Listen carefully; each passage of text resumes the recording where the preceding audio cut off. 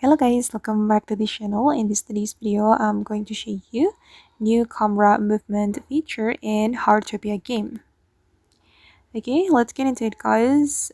This camera movement is one of the new features which has been released on March 5th, and in this video I'm going to show you how we can use the camera movement. First guys, you need to go to the camera menu and then you will see the video recorder icon. Just select this icon and then you can choose the camera movement that you want to apply.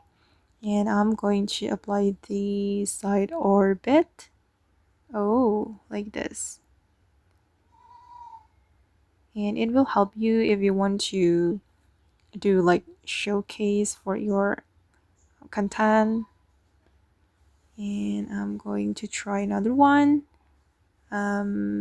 Overhead orbit. Oh, okay. And you can close it right here. And I'm going to try one more camera movement. Let's try the zoom out. Okay. Okay guys, and that's how you can use the camera movement feature in Heartopia game. I hope this video will be useful for you. Thank you so much for watching and bye.